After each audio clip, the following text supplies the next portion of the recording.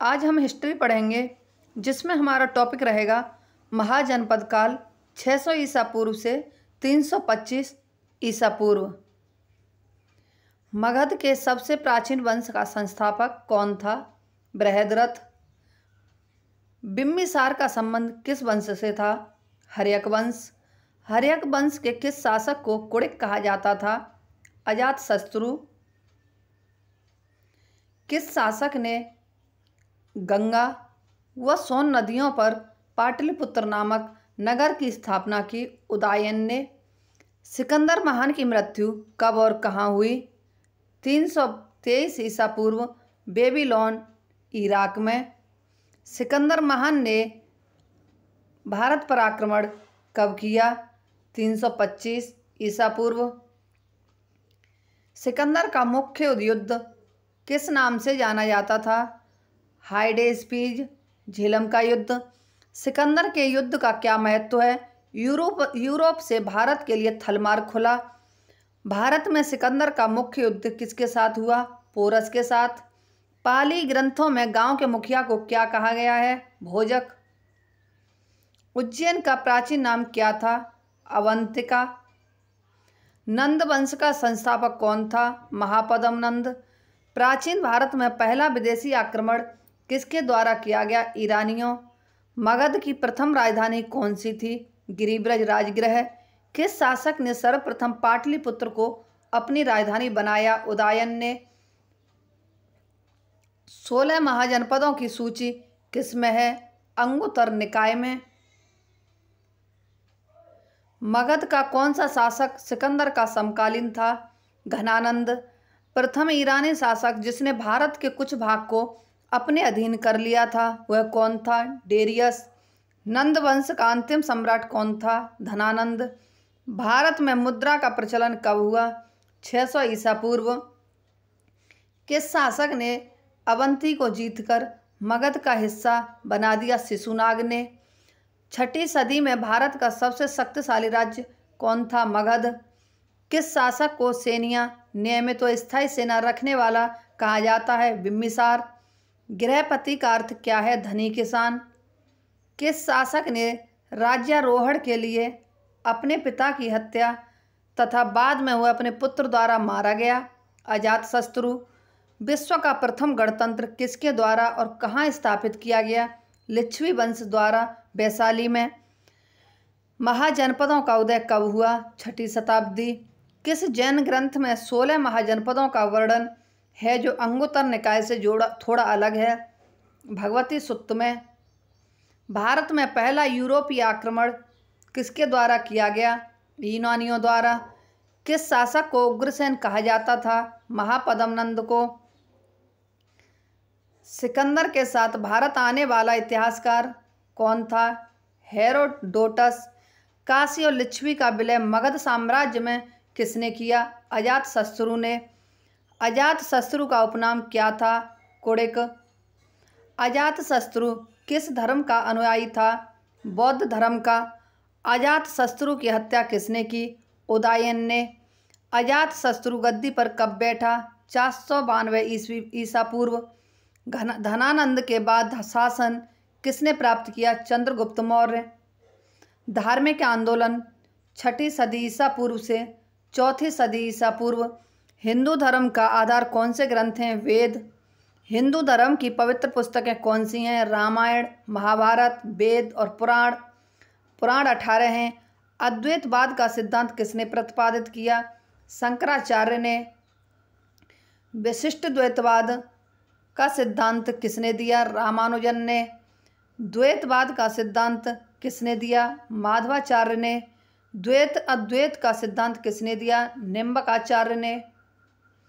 गौतम बुद्ध का जन्म कब और कहाँ हुआ?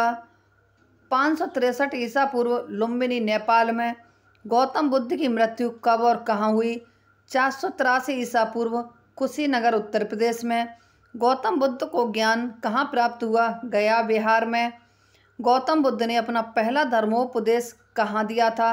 सारनाथ उत्तर प्रदेश में। बुद्ध का शाब्दिक अर्थ क्या है? प्रकाशवान। गौतम बुद्ध ने अपने उपदेश में किस भाषा का प्रयोग किया? पाली भाषा में। जातक कथाएं किस धर्म से संबंधित हैं? बौद्ध धर्म से। बौद्ध धर्म के दो संप्रदाय कौन से हैं? हीनयान व महायान। जैन धर्म के अनुसार कुल कितने तीर्थकर हुए? 24। जैन धर्म के प्रवर्तक या प्रथम तीर्थकर कौन थे? ऋषभदेव। जैन धर्म के 24वें एवं अंतिम तीर्थकर कौन थे? महावीर प्रसाद स्वामी। महावीर स्वामी का जन्म कब व कहाँ हुआ? 599 ईसा पूर्व कुंडल ग्राम में। महावीर स्वामी की मृत्यु कब व कहाँ हुई? 527 ईसा पूर्व पावापुरी पटना में। जैन धर्म के दो संप्रदाय कौन कौन से हैं? श्वेतांबर व पीतांबर। किस शासक ने विक्रमशिला विश्वविद्यालय की स्थापना की? धर्मपाल ने। प्रथम बौद्ध संगीति कहाँ और किसके शासन में आयोजित की गई?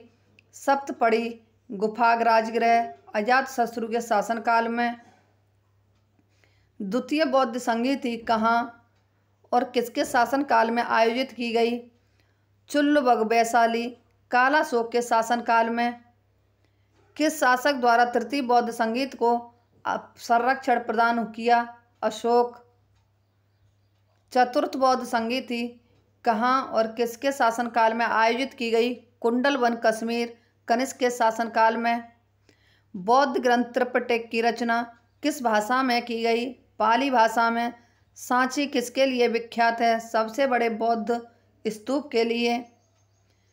महावीर का जन्म किस क्षत्रिय गोत्र में हुआ? जानत्रिक। सबसे प्राचीन विश्वविद्यालय कौन सा है? नालंदा। मठ मंदिर व स्तूप किस धर्म से संबंधित हैं? बौद्ध धर्म से। जैन धर्म व बौद्ध धर्म दोनों के उपदेश किस शासन काल में दिए गए? बिंबिसार। बौद्ध धर्म ग्रहण करने वाली प्रथम महिला कौन थी? महाप्रजापति गौतमी। जैन धर्म के प्रथम विभाजन श्वेतांबर संप्रदाय के संस्थापक कौन थे? स्थूलभद्र। प्रथम जैन महासभा का आयोजन कहाँ हुआ? पाटलिपुत्र। राजा मिलिंद के साथ किस बौद्ध भिक्षु के संवाद हुए? नागसेन।